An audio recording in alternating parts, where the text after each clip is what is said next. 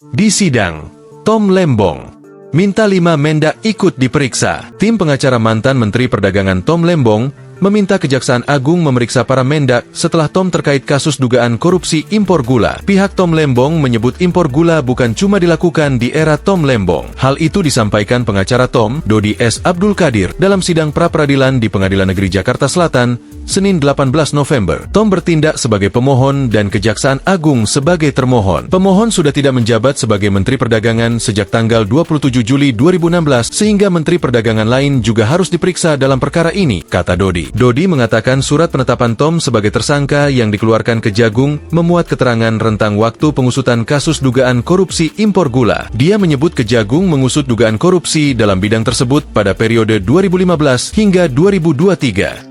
Pihak Tom Lembong lalu membeberkan nama-nama Menteri Perdagangan yang diminta turut diperiksa Kejagung dalam kasus impor gula.